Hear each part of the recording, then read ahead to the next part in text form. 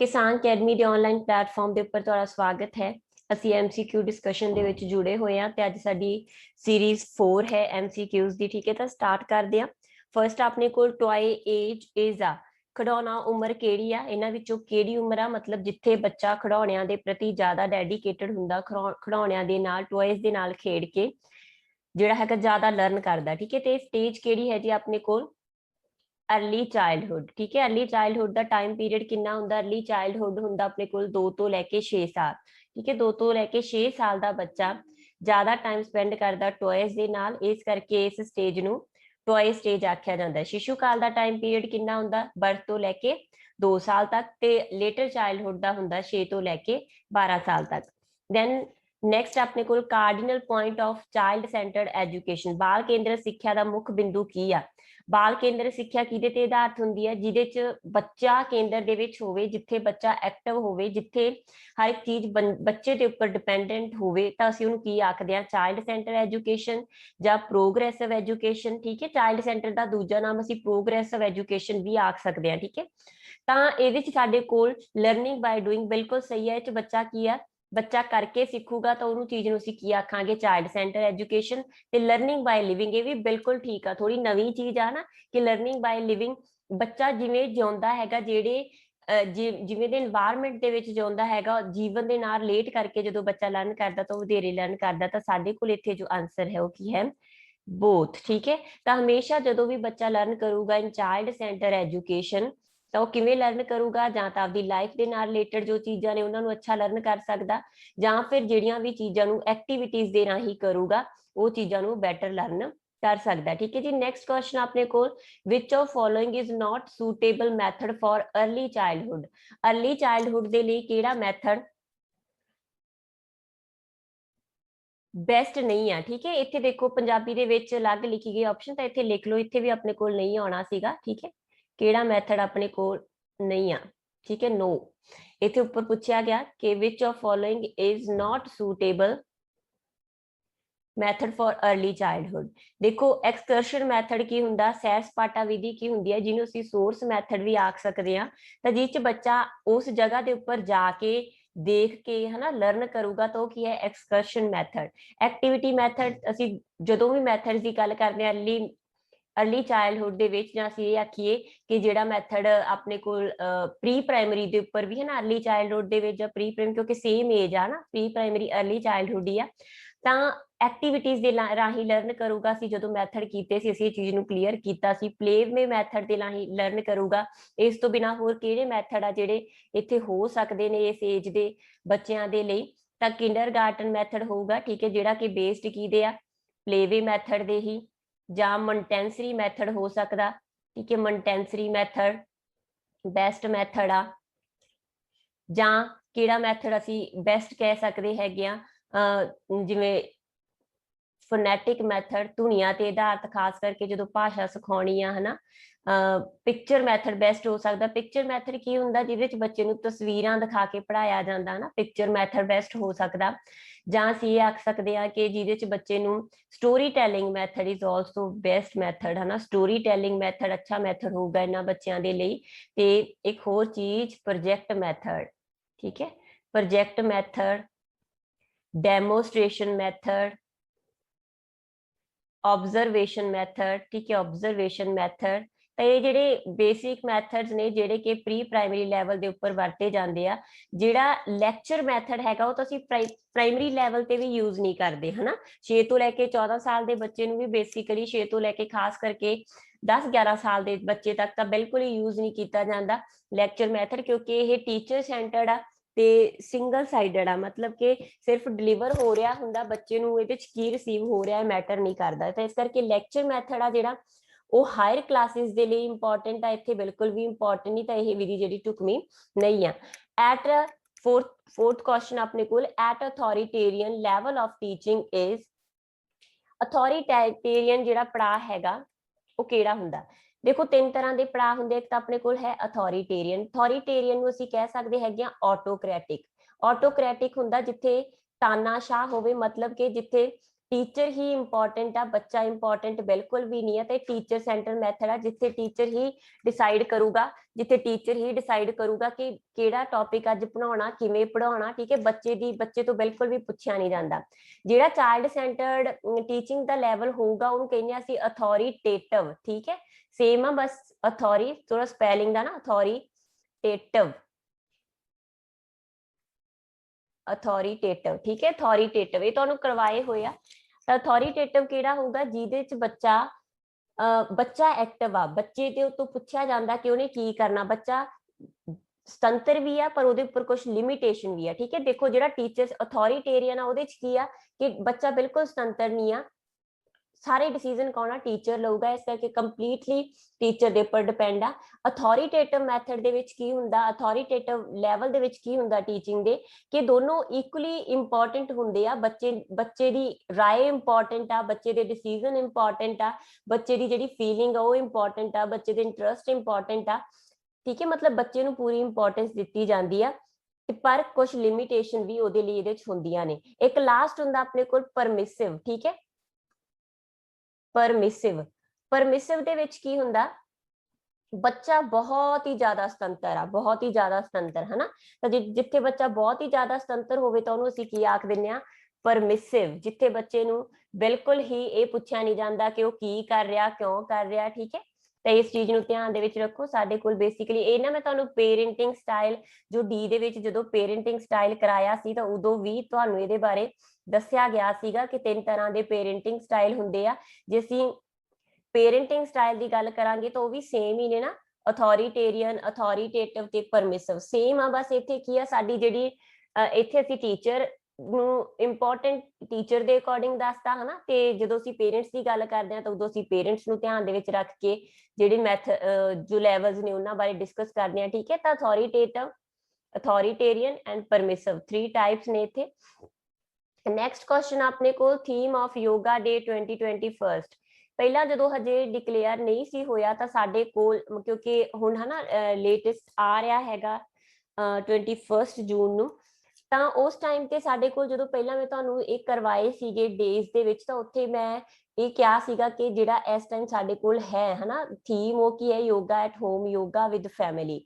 ਪਰ ਉਹਦੇ ਨਾਲ ਮੈਂ ਇਹ ਵੀ ਕਿਹਾ ਸੀਗਾ ਕਿ ਜਦੋਂ ਯੋਗਾ ਡੇ ਆਊਗਾ ਤਾਂ ਕਈ ਵਾਰ ਉਦੋਂ ਜਿਹੜੀਆਂ ਹੈਗੀਆਂ ਕੰਡੀਸ਼ਨਸ ਦੇ ਅਕੋਰਡਿੰਗ, ਕਿਉਂਕਿ ਪਹਿਲਾਂ ਹੀ ਡਿਸਾਈਡ ਨਹੀਂ ਕਰ ਲਿਆ ਜਾਂਦਾ, ਕਈ ਵਾਰੀ ਕਰ ਵੀ ਲਿਆ ਜਾਂਦਾ ਥੀਮ ਨੂੰ।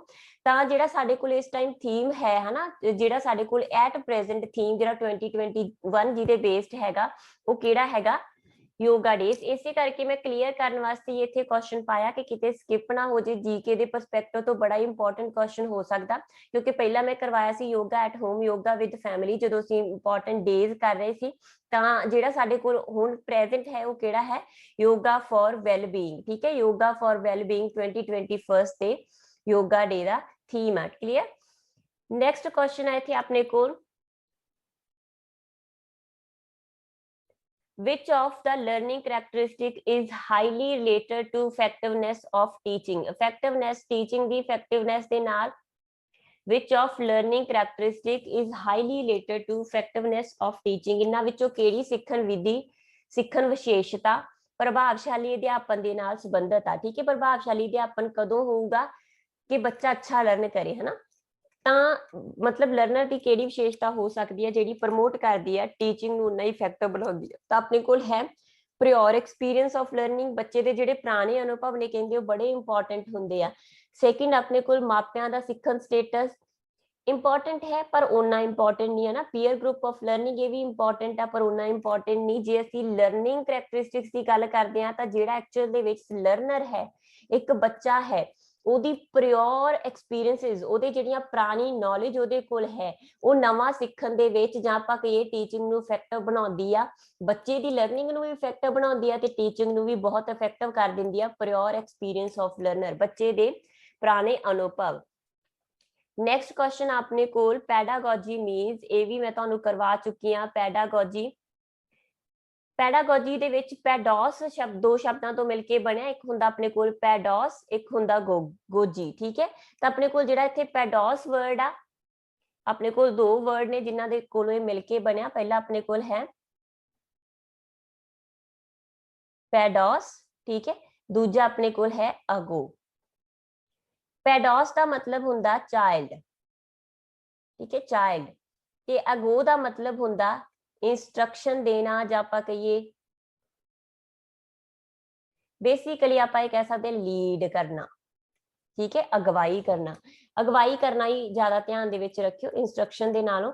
ਤਾਂ ਪੈਡੋਸ ਕੀ ਹੈ, ਜਦੋਂ ਅਸੀਂ ਬੱਚੇ ਨੂੰ ਅਗਵਾਈ ਕਰਦਾ, ਇੱਕ ਟੀਚਰ ਜਦੋਂ ਬੱਚੇ ਦੀ ਲੀਡ ਕਰਦਾ ਤਾਂ ਉਹਨੂੰ ਕੀ ਆਖਿਆ ਜਾਂਦਾ ਹੈਗਾ, ਪੈਡਾਗੋਜੀ। ਤਾਂ ਇੱਥੇ ਆਪਣੇ ਕੋਲ ਜਿਹੜੀ, ਕਿਉਂਕਿ ਸੇਮ ਨੇ ਸਾਰੀਆਂ ਹੀ, ਤਾਂ ਕਈ ਵਾਰੀ ਬੱਚੇ ਗਾਈਡ ਦੇ ਉੱਪਰ ਟਿਕ ਲਾ ਦਿੰਦੇ ਆ, ਤਾਂ ਸਾਡੇ ਕੋਲ ਜਿਹੜਾ ਇੱਥੇ ਬੈਸਟ ਆਂਸਰ ਕੁਐਸਚਨ ਦੇ ਹਿਸਾਬ ਨਾਲ ਜੋ ਬੈਸਟ ਆਂਸਰ ਬਣਦਾ ਉਹ ਕੀ ਆਪਣੇ ਕੋਲ ਹੈ, ਟੂ ਲੀਡ ਦਾ ਚਾਈਲਡ, ਕਿਉਂਕਿ ਇਹਦਾ ਜਿਹੜਾ ਡੈਰੀਵੇਟਿਵ ਮੀਨਿੰਗ ਆ ਉਹ ਟੂ ਲੀਡ ਦਾ ਚਾਈਲਡ ਹੀ ਹੈ, ਠੀਕ ਹੈ ਜੀ।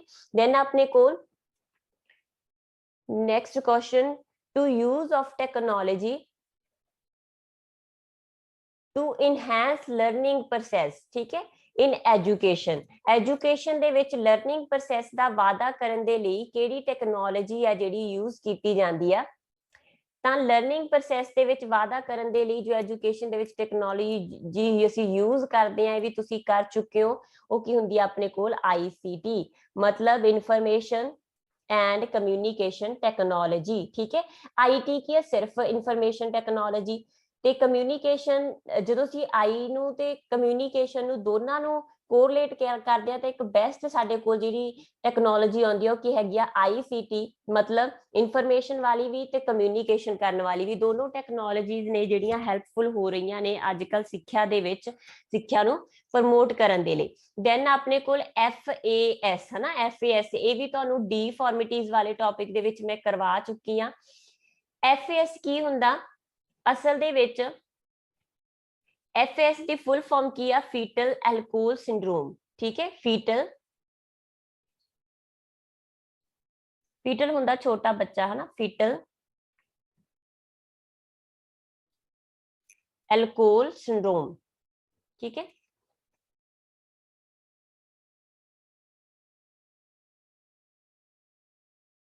ਐਲਕੋਹਲ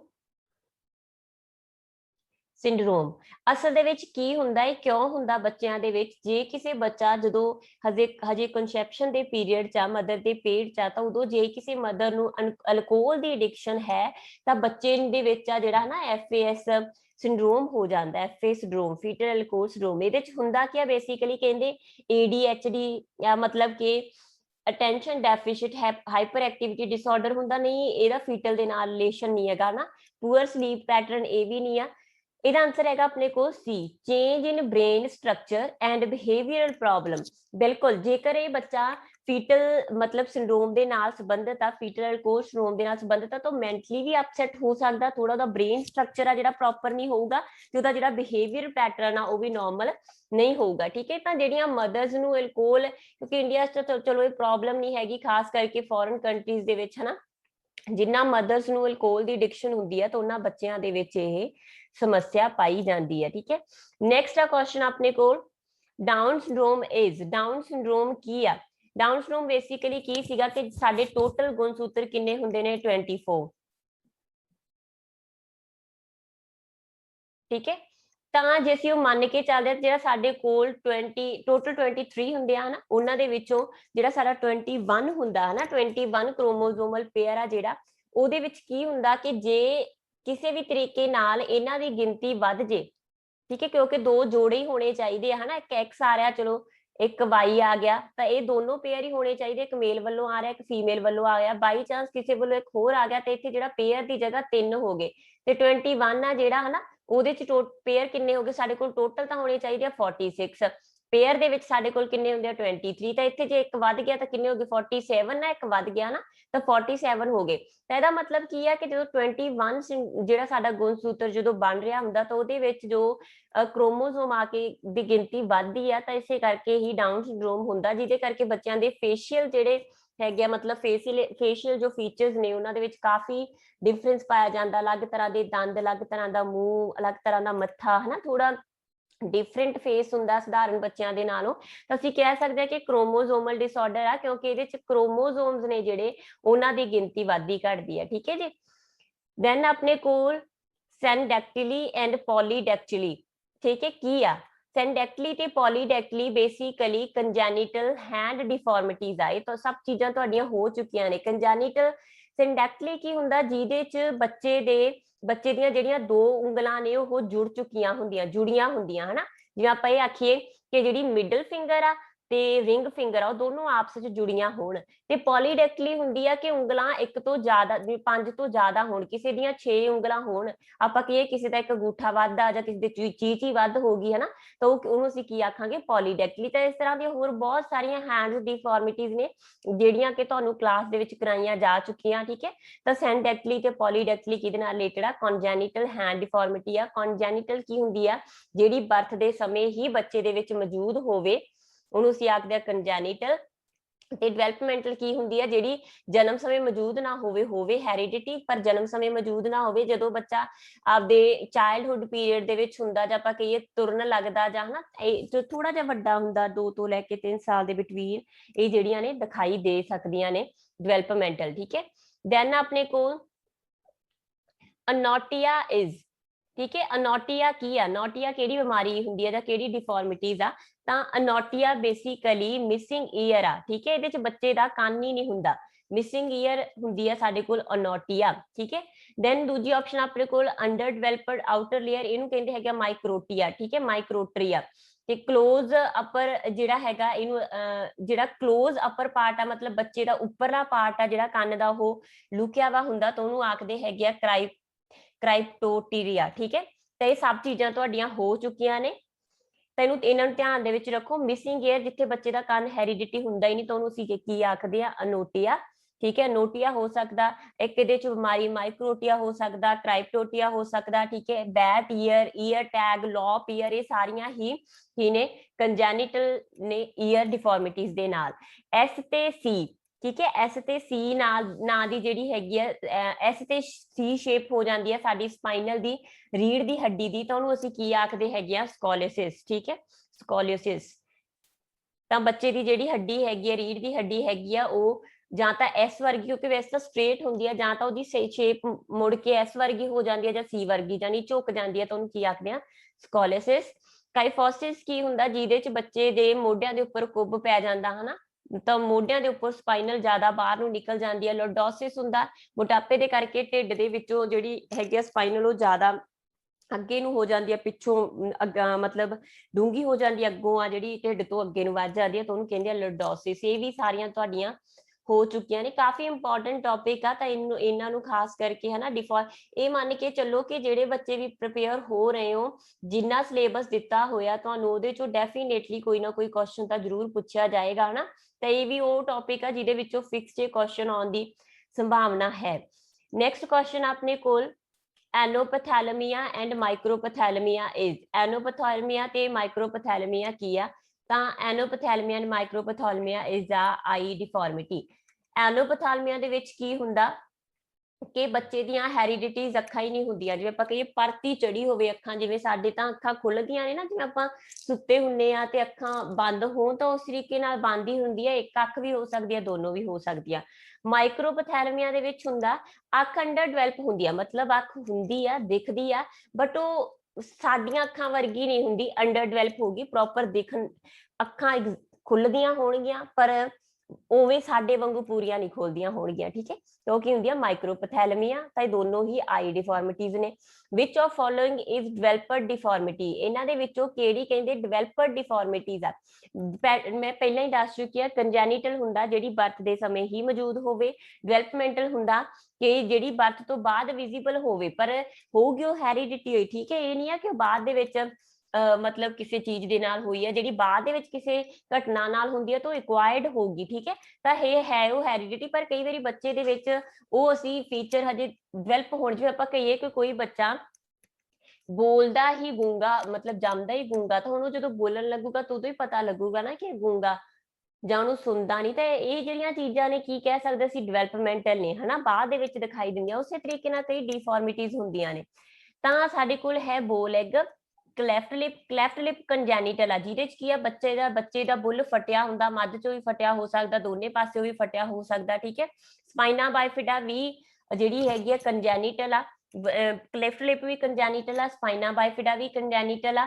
ਕਿ ਕਲੱਬ ਫੁੱਟ ਵੀ, ਕਲੱਬ ਫੁੱਟ ਹੁੰਦਾ ਬੱਚੇ ਦੇ ਪੈਰ ਦੋਨੋਂ ਮੁੜੇ ਹੁੰਦੇ ਆ। ਸਪਾਈਨਾ ਬਾਈਫਿਡਾ ਦਾ ਹੁੰਦਾ ਕਿ ਸਪਾਈਨ ਤੇ ਜਿਹੜੀ ਮੈਂਬਰੇਨ ਆ ਉਹ ਦੋਨੋਂ ਆਪਸ ਵਿੱਚ ਚੰਗੀ ਤਰ੍ਹਾਂ ਨਹੀਂ ਜੁੜੀਆਂ ਹੁੰਦੀਆਂ। ਤੇ ਬੋ ਲੈਗ ਹੁੰਦੀ ਆ ਕਿ ਬੱਚੇ ਦੀਆਂ ਲੱਤਾਂ ਬਾਹਰ ਨੂੰ ਜਦੋਂ ਤੁਰੂਗਾ, ਜਦੋਂ ਬੈੱਡ ਤੇ ਪਿਆ ਹਨਾ, ਸ਼ੁਰੂਆਤੀ ਦੌਰ ਦੇ ਵਿੱਚ ਸਭ ਬੱਚੇ ਦੀਆਂ ਲੱਤਾਂ ਹੀ ਬੋ, ਜਦੋਂ ਤੁਰਨ ਲੱਗਦਾ ਉਦੋਂ ਬੋ ਹੁੰਦੀਆਂ, ਸ਼ੁਰੂ ਦੇ ਵਿੱਚ ਜੁੜੀਆਂ ਹੁੰਦੀਆਂ ਹਨਾ। ਤਾਂ ਜਿਹੜੀਆਂ ਬੋ ਲੈਗ ਹੈਗੀ ਉਹ ਥੋੜੀਆਂ ਬਾਅਦ ਦੇ ਵਿੱਚ ਵਿਜ਼ੀਬਲ ਹੁੰਦੀਆਂ ਜਦੋਂ ਬੱਚਾ ਪ੍ਰੋਪਰ ਤੁਰਨ ਲੱਗਦਾ ਹਨਾ। ਤਾਂ ਇਸ ਕਰਕੇ ਬੋ ਲੈਗ ਆ ਜਿਹੜੀ, ਮਤਲਬ ਜਦੋਂ ਬੱਚੇ ਦੀਆਂ ਲੱਤਾਂ ਗੋਡਿਆਂ ਤੋਂ ਬਾਹਰ ਵੱਲ ਨੂੰ ਹੋਣ ਹਨਾ, ਤਾਂ ਉਹਨੂੰ ਕੀ ਆਖਿਆ ਜਾਂਦਾ ਹੈਗਾ, ਬੋ ਲੈਗ। ਤਾਂ ਅਸੀਂ ਕੀ ਆਖਾਂਗੇ, ਡਿਵੈਲਪਮੈਂਟਲ ਡਿਫਾਰਮਿਟੀ ਆਪਣੇ ਕੋਲ ਕੀ ਹੈ, ਬੋ leg. Who is the last minister of MHRD and first minister of education? ਇਹਨਾਂ ਵਿੱਚੋਂ ਕਿਹੜਾ MHRD ਦਾ ਲਾਸਟ ਆ ਤੇ ਫਰਸਟ ਮਿਨਿਸਟਰ ਆ ਐਜੂਕੇਸ਼ਨ ਦਾ? ਤਾਂ ਇਹ ਤੁਹਾਨੂੰ ਸਭ ਨੂੰ ਕਲੀਅਰ ਹੋਣਾ। 2020 ਦੇ ਵਿੱਚ ਬਣੀ ਆ ਆਪਣੇ ਕੋਲ ਮਿਨਿਸਟਰੀ ਆਫ ਐਜੂਕੇਸ਼ਨ। ਇਸ ਤੋਂ ਪਹਿਲਾਂ ਆਪਣੇ ਕੋਲ ਕੀ ਸੀ, ministry of human resources development. ਤਾਂ ਸਾਡੇ ਕੋਲ ਇਸ ਅਹੁਦੇ ਦੇ ਉੱਪਰ ਕੌਣ ਨੇ, ਰਮੇਸ਼ ਪੋਖਰਿਆਲ ਨਿਸ਼ੰਕ। ਠੀਕ ਹੈ, ਬੜਾ ਹੀ ਇੰਪੋਰਟੈਂਟ ਨਾਮ, ਐਜੂਕੇਸ਼ਨਲ ਨਾਮ। then ਆਪਣੇ ਕੋਲ as per the policy public investment in education will increase from the current 4.3% to, ਠੀਕ ਹੈ 4.3% ਸੀ ਸਾਡੇ ਕੋਲ ਐਜੂਕੇਸ਼ਨ ਇਨਵੈਸਟਮੈਂਟ। ਠੀਕ ਹੈ, ਤਾਂ 2020 ਦੀ ਪਾਲਿਸੀ ਦੇ ਵਿੱਚ ਕਿੰਨਾ ਇਨਕਰੀਜ਼ ਕੀਤਾ ਗਿਆ, ਤਾਂ ਇਨਕਰੀਜ਼ ਕੀਤਾ ਗਿਆ ਹੈ ਜੀ 6%। ਇਹ ਆਖਿਆ ਗਿਆ ਕਿ ਅਸੀਂ 6% ਦਾ ਟਾਰਗੇਟ ਆ ਜਿਹੜਾ ਉਹ ਅਚੀਵ ਕਰਨਾ। ਠੀਕ ਹੈ, ਪਹਿਲਾਂ ਸਾਡੇ ਕੋਲ ਕਿੰਨਾ ਹੈਗਾ 4.3, ਤਾਂ ਹੁਣ ਜਿਹੜੀ GDP ਆ, ਗ੍ਰੋਸ ਡੋਮੈਸਟਿਕ, ਠੀਕ ਹੈ, ਪ੍ਰੋਡਕਸ਼ਨ ਆ, ਤਾਂ ਕਿੰਨੀ ਇਹ ਤੇ ਇਨਵੈਸਟ ਕੀਤੀ ਜਾਊਗੀ 6%। Which of list is education in the Indian constitution? ਠੀਕ ਹੈ, ਐਜੂਕੇਸ਼ਨ ਆ ਜਿਹੜੀ ਉਹ ਇੰਡੀਅਨ ਕਨਸਟੀਟਿਊਸ਼ਨ ਦੇ ਕਿਹੜੇ ਹਿੱਸੇ 'ਚ ਸ਼ਾਮਲ ਹੈ, ਵੀ ਮੈਂ ਤੁਹਾਨੂੰ ਕਰਵਾ ਚੁੱਕੀ ਹਾਂ। ਯੂਨੀਅਨ ਲਿਸਟ ਕੀ ਹੈ, ਲਗਭਗ 100 ਦੇ ਆਸ-ਪਾਸ ਇਹਦੇ 'ਚ ਵਿਸ਼ੇ ਨੇ, ਜਿਹਦੇ 'ਚ ਸਿਰਫ ਉਹੀ ਵਿਸ਼ੇ ਸ਼ਾਮਲ ਆ ਜਿਨ੍ਹਾਂ ਦੇ ਉੱਪਰ ਸੈਂਟਰ ਹੀ ਕਾਨੂੰਨ ਬਣਾ ਸਕਦਾ। ਜਿਵੇਂ ਅਸੀਂ ਆਖੀਏ ਸਾਡੇ ਕੋਲ ਫੋਰਨ ਪਾਲਿਸੀਜ਼ ਹੋ ਗਈਆਂ, ਸਾਡੇ ਕੋਲ ਡਿਫੈਂਸ ਹੋ ਗਿਆ, ਸਾਰੇ ਹੀ ਯੂਨੀਅਨ ਲਿਸਟ ਦੇ ਵਿਸ਼ੇ ਨੇ। ਤੇ ਸਟੇਟ ਲਿਸਟ ਦੇ ਵਿੱਚ ਉਹ ਵਿਸ਼ੇ ਆਉਂਦੇ ਨੇ ਜਿਨ੍ਹਾਂ ਦੇ ਉੱਪਰ ਸਟੇਟ ਹੀ ਮਤਲਬ ਆਪਣੀ ਪਾਲਿਸੀ ਬਣਾ ਸਕਦੀ ਹੈ, ਉਹ 'ਚ ਯੂਨੀਅਨ ਦਾ ਕੋਈ ਹਿੱਸਾ ਨਹੀਂ ਹੁੰਦਾ। ਇੱਕ ਲਿਸਟ ਹੁੰਦੀ ਆ ਆਪਣੇ ਕੋਲ ਜਿਨ੍ਹਾਂ ਦੇ ਉੱਪਰ ਨਾ ਦੋਨੋਂ ਹੀ ਕਾਨੂੰਨ ਬਣਾ ਸਕਦੇ ਆ, ਹੁੰਦੀ ਆ ਕਨਕਰੈਂਟ ਲਿਸਟ, ਪੰਜਾਬੀ ਦੇ ਵਿੱਚ ਸਮਵਰਤੀ ਸੂਚੀ। ਤਾਂ ਐਜੂਕੇਸ਼ਨ ਸਮਵਰਤੀ ਸੂਚੀ ਦੇ ਵਿੱਚ ਆ, ਸੈਂਟਰ ਵੀ ਆਪਦੇ ਦੇ ਉੱਪਰ ਕਾਨੂੰਨ ਬਣਾ ਸਕਦਾ ਤੇ ਜਿਹੜੀ ਸਟੇਟ ਆ ਉਹ ਵੀ ਬਣਾ ਸਕਦੀ ਹੈ। ਠੀਕ ਹੈ, ਨੈਕਸਟ ਕੁਐਸਚਨ ਆਪਣੇ ਕੋਲ, consider the following related to the educational policy committee। ਕਿਹੜੀ ਸਿੱਖਿਆ ਨੀਤੀ 2020 ਸਿੱਖਿਆ ਨੀਤੀ ਦੇ ਨਾਲ ਸੰਬੰਧਿਤ ਆ? ਕਿਹੜੀ ਸਿੱਖਿਆ ਕਮੇਟੀ, ਸਿੱਖਿਆ ਨੀਤੀ ਦੇ ਨਾਲ ਰਿਲੇਟਡ ਕਿਹੜੀ ਕਮੇਟੀ ਹੈ ਜਿਹੜੀ ਕਿ ਸੰਬੰਧਿਤ ਆ? ਤਾਂ ਆਪਣੇ ਕੋਲ ਹੈ ਜਸਟਿਸ, ਪਹਿਲੀ ਜੋ ਆਪਣੇ ਕੋਲ ਹੈ ਜਸਟਿਸ ਵਰਮਾ। ਠੀਕ ਹੈ, ਜਸਟਿਸ ਵਰਮਾ ਨਹੀਂ, TSR ਸੁਬਰਾਮਨੀਅਨ।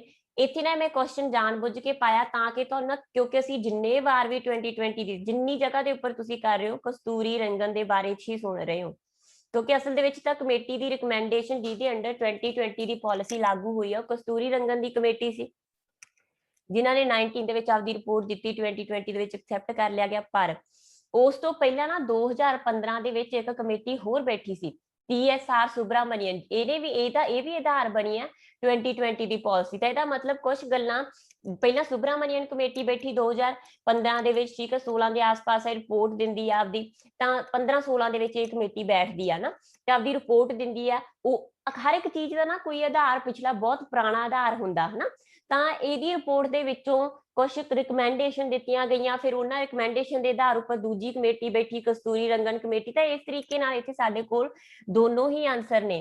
ਠੀਕ ਹੈ, ਤਾਂ ਤੁਹਾਡੇ ਕੋਲ ਇੱਥੇ ਸੈਕਿੰਡ ਐਂਡ, ਠੀਕ ਹੈ, ਤਾਂ ਆਪਾਂ ਦੇਖਦੇ ਆ ਫਿਰ ਇਸ ਹਿਸਾਬ ਨਾਲ ਸੈਕਿੰਡ ਐਂਡ ਥਰਡ ਹਨਾ, ਫੋਰਥ ਨਹੀਂ, ਸੈਕਿੰਡ ਐਂਡ ਥਰਡ। ਤਾਂ ਆਪਣੇ ਕੋਲ ਇੱਥੇ ਦੋ ਕਮੇਟੀਆਂ ਨੇ, TS Subramanian committee and Kasturi Rangan committee. ਤਾਂ ਇਹ ਦੋਨੋਂ ਹੀ ਕਮੇਟੀਆਂ ਕਿਹਦੇ ਨਾਲ ਸੰਬੰਧਿਤ ਨੇ ਜੀ, ਸਾਡੀ 2020 ਦੀ ਐਜੂਕੇਸ਼ਨਲ ਪਾਲਿਸੀ ਦੇ ਨਾਲ। ਤਾਂ ਆਪਣੇ ਕੋਲ ਇੱਥੇ ਜਿਹੜਾ ਬੇਸਿਕਲੀ ਆਨਸਰ ਆ ਉਹ ਕੀ ਬਣਦਾ ਹੈਗਾ, D। ਠੀਕ ਹੈ, D ਆਨਸਰ ਆ ਜਿਹੜਾ ਇੱਥੇ ਆਪਣਾ, ਕਿਉਂਕਿ ਦੋਨੋਂ ਹੀ ਕਮੇਟੀਆਂ ਇਹਦੇ ਨਾਲ ਸੰਬੰਧਿਤ ਨੇ, ਇਹਨੂੰ ਧਿਆਨ ਦੇ ਵਿੱਚ ਰੱਖੋ। ਦੋਨੋਂ ਕਮੇਟੀਆਂ ਨੇ, ਸੁਬਰਾਮਨੀਅਨ ਕਮੇਟੀ ਨੇ ਵੀ ਤੇ ਕਸਤੂਰੀ ਰੰਗਨ ਕਮੇਟੀ ਨੇ ਵੀ। ਸ਼ੁਰੂ ਦੇ ਵਿੱਚ ਸੁਬਰਾਮਨੀਅਨ ਕਮੇਟੀ ਨੇ, ਪਰ ਜਿਹੜੀ ਫਾਈਨਲ ਰਿਪੋਰਟ ਦਿੱਤੀ ਉਹਦੇ ਲਈ ਜੋ ਕਮੇਟੀ ਬੈਠੀ ਉਹ ਕੀ ਸੀ, ਕਸਤੂਰੀ ਰੰਗਨ ਕਮੇਟੀ। ਤਾਂ ਇਸ ਤਰੀਕੇ ਨਾਲ ਦੋਨੋਂ ਕਮੇਟੀਆਂ ਨੇ ਹੀ 2020 ਦੀ ਪਾਲਿਸੀ ਦੇ ਵਿੱਚ ਬੜਾ ਅੱਛਾ ਯੋਗਦਾਨ ਪਾਇਆ।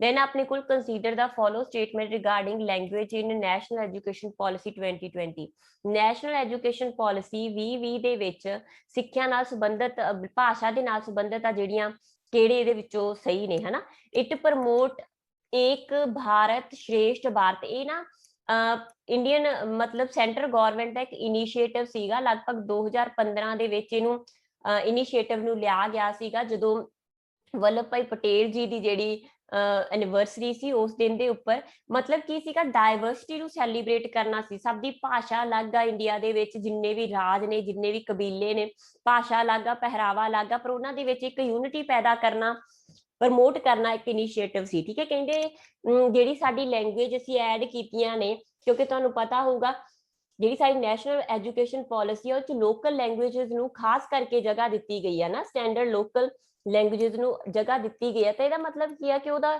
ਪਰਪਸ ਹੈ ਕਿ ਇੱਕ ਭਾਰਤ ਸ਼੍ਰੇਸ਼ਠ ਭਾਰਤ ਦਾ ਇਨੀਸ਼ੀਏਟਿਵ ਪੂਰਾ ਕਰਨਾ ਨਾ ਪ੍ਰਮੋਟ ਕਰਨਾ ਫਿਰ three lingual formula with greater flexibility ਹੈ ਨਾ ਤਾਂ ਫਿਰ ਥ੍ਰੀ ਲਿੰਗੁਅਲ ਫਾਰਮੂਲਾ ਵੀ ਐਡ ਕੀਤਾ ਗਿਆ ਪਰ ਉਹਦੇ ਚ ਫਲੈਕਸੀਬਿਲਿਟੀ ਲੈਂਦੀ ਇਹਦੇ ਪਿੱਛੇ ਵੀ ਕਾਰਨ ਕੀ ਹੈ ਕਿ ਸਾਡੀਆਂ ਜਿਹੜੀਆਂ ਭਾਸ਼ਾ ਹੈਗੀ ਉਹਨਾਂ ਨੂੰ ਲੋਕਲ ਭਾਸ਼ਾਵਾਂ ਨੂੰ ਪ੍ਰਮੋਟ ਕੀਤਾ ਜਾਵੇ ਠੀਕ ਹੈ all classical language will be available हाँ ਤਾਂ ਦੇਖੋ ਇਹਦੇ ਚ ਕੀ ਕਿਹਾ ਗਿਆ ਕਿ ਜਿਹੜੀਆਂ ਸਾਡੀਆਂ ਕਲਾਸੀਕਲ ਭਾਸ਼ਾਵਾਂ ਨੇ ਉਹਨਾਂ ਦੀ ਆਪਸ਼ਨ ਹਰ ਇੱਕ ਬੱਚੇ ਨੂੰ ਮਿਲੂਗੀ ਤੁਸੀਂ ਕਿਹੜੀਆਂ ਰੱਖਣੀਆਂ ਤੁਹਾਡੇ ਤੇ ਡਿਪੈਂਡ ਕਰਦਾ ਮਤਲਬ ਲੈਂਗੁਏजेस ਨੂੰ ਐਡ ਕੀਤਾ ਗਿਆ ਇਹਨਾਂ ਤਿੰਨਾਂ ਦੇ ਰਾਹੀਂ ਇਹਨਾਂ ਤਿੰਨਾਂ ਡਿਸੀਜਨਸ ਦੇ ਰਾਹੀਂ ਤਿੰਨਾਂ ਦੇ ਵਿੱਚ ਆ ਜਿਹੜੇ ਅਲੱਗ-ਅਲੱਗ ਫੈਸਲੇ ਲਏ ਗਏ ਆ ਲੈਂਗੁਏਜ ਨੂੰ ਪ੍ਰਮੋਟ ਕਰਨ ਦੇ ਲਈ ਤਾਂ ਖਾਸ ਤੌਰ ਤੇ ਇੰਡੀਆ ਦੀ ਡਾਈਵਰਸਿਟੀ ਨੂੰ ਸੈਲੀਬ੍ਰੇਟ ਕਰਨ ਦੇ ਲਈ ਸਾਡੇ ਜਿਹੜਾ NEP 2020 ਉਹ ਚ ਖਾਸ ਜਗ੍ਹਾ ਦਿੱਤੀ ਗਈ ਹੈਗੀ ਆ लैंग्वेजेस ਨੂੰ ਠੀਕ ਹੈ ਕਲਾਸੀਕਲ ਲੈਂਗੁਏजेस ਨੂੰ ਵੀ ਦਿੱਤੀ ਗਈ ਆ ਥ੍ਰੀ ਲਿੰਗੁਅਲ ਫਾਰਮੂਲਾ ਉਸੇ ਤਰ੍ਹਾਂ ਮੇਨਟੇਨ ਆ then ਹੈਗਾ ਆਪਣੇ ਕੋਲ 21 which is not an educational committee Kothari commission educational committee ਸੀ ਬਿਲਕੁਲ ਠੀਕ ਆ 1968 ਦੀ ਪਾਲਿਸੀ ਇਹਦੇ ਅੰਡਰ ਬਣੀ ਆ